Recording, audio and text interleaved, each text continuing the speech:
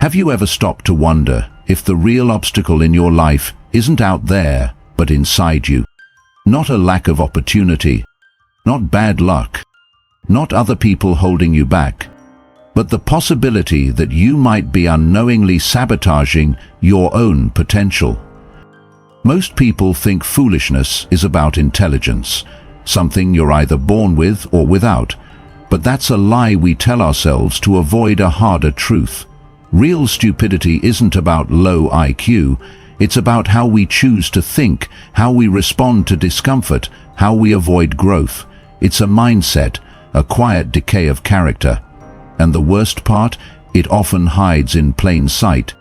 A foolish person doesn't walk around thinking they're foolish. They walk around convinced they're right, that they see the world clearly, that everyone else is the problem. Meanwhile, their relationships collapse, their dreams stall, and their potential slowly dies, while they keep repeating the same patterns, blind to the one constant in all their struggles: themselves. The Stoics warned us about this. To them, foolishness was not a flaw to laugh at, but a disease of the soul, an enemy far more dangerous than pain, poverty, or even death. Why? Because a fool cannot improve. He rejects truth when it challenges his pride. He chooses pleasure over principle. He lets emotions override wisdom, and without even knowing it, he becomes a slave to the very things he refuses to master. But here's the truth that most people never confront. Wisdom is not something you're gifted, it's something you earn, moment by moment, decision by decision, through the brutal honesty of self-examination. So ask yourself as you listen today, am I brave enough to see myself clearly? Not to judge, not to shame, but to grow. Because the signs are always there. The only question is whether you have the courage to see them. And once you do, everything can change. 6 signs of a stupid person. Number 1. A closed mind disguised as confidence. There's a difference between confidence and rigidity. A foolish person often confuses the two. He confuses being loud with being right, and stubbornness with strength. He doesn't ask questions, he asserts. But beneath the surface, what looks like certainty is often fear. Fear of being wrong, of not knowing, of feeling small. The Stoics taught that strength lies in seeking truth, not defending ego. A wise man sees the world as a constant teacher. A fool believes the lesson has already been learned. And this closed mindset doesn't just limit knowledge, it strangles growth. When a man stops learning, he begins dying in place. Number 2. Oversensitivity as a form of ego. In an age where everyone is offended, few realize that being easily hurt isn't a sign of emotional depth. It's often a sign of ego. A foolish person believes that everything is personal, every critique is an attack, every disagreement is betrayal. But the Stoics saw offense as a choice, not a reflex. They understood that our emotions are messengers, not masters. When someone critiques you, you have 2 options: armor up and defend your pride, or open up and examine your truth. Seneca said, "A man is as hurt as he chooses to be." And so, while a fool builds walls to protect his feelings, a wise man uses pain as an invitation to evolve. Number 3. Pleasure-seeking without purpose.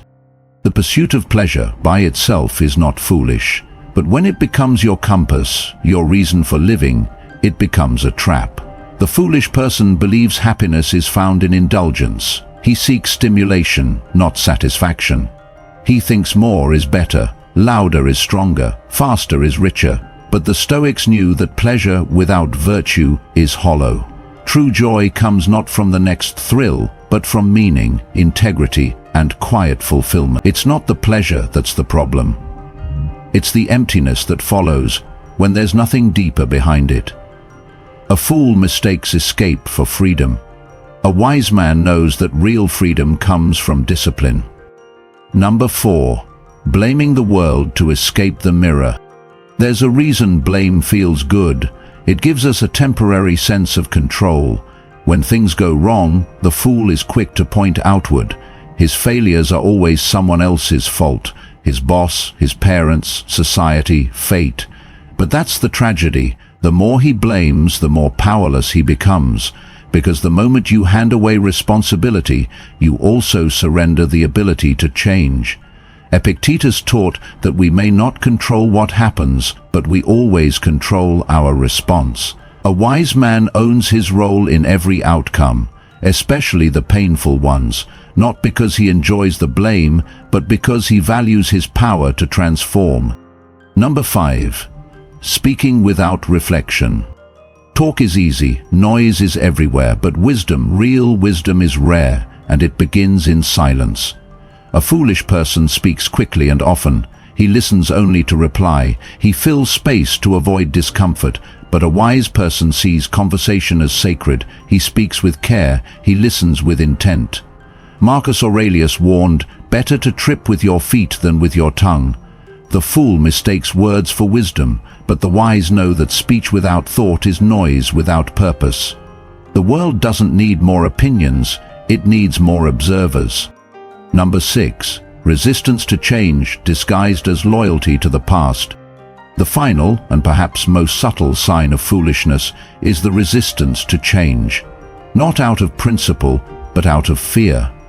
A foolish person clings to routines, relationships, and beliefs that no longer serve him, because the unknown terrifies him more than failure. He confuses comfort with safety and familiarity with truth. But change is not the enemy. As the Stoics taught, it is the very nature of life. We are not meant to remain the same. We are meant to grow, to adapt, to shed old skins. A fool lives in yesterday, even as it crumbles beneath him. The wise man understands that discomfort is not a threat, it is a compass pointing toward growth. Each of these signs isn't just a warning about others, they're a mirror for ourselves. Because we all carry fragments of foolishness. But what separates the stagnant from the awakened is the courage to see those parts clearly and the discipline to do something about them. The Stoics never claimed to be perfect, but they were relentless in their pursuit of truth, integrity, and wisdom, and so should we be. Foolishness isn't always loud, reckless, or obvious. Sometimes it's subtle. It hides in defensiveness, in the refusal to learn, in the belief that comfort is safer than growth. It shows itself in how we talk more than we listen, how we cling to the familiar instead of facing the unknown, how we blame the world instead of taking ownership of our lives. And perhaps most dangerously, it convinces us that we are wise simply because we've been around long enough to repeat our mistakes. But true wisdom isn't measured by how long you've lived, it's measured by how deeply you've reflected. It's not found in how much you say, but in how much you're willing to question, to unlearn, to rebuild. That's what Stoicism teaches us, that your power lies not in changing the world, but in mastering the way you move through it. In choosing to respond, not react. In facing discomfort, not as an enemy, but as a teacher. In being radically honest with yourself when it would be easier to look away. So if any part of this resonated with you, if even a piece of you thought, "That's me," then don't walk away from that feeling. Let it wake you up. Let it be the crack in the shell where light gets in. In a world drowning in noise, surface-level advice, and empty distraction, ultimate Stoicism exists to offer something deeper, something real. If you're the kind of person who values truth over trend, who wants to build a stronger mind, a steadier spirit, and a life grounded in principle, then this is your place. Subscribe, not just to support the channel, but to commit to yourself. To join a movement of people who are done making excuses and ready to rise above their own limits. Because wisdom is not a finish line, it's a path. And the moment you choose to walk it, you're already becoming the person you were meant to be. Stay strong, stay steady, stay stoic.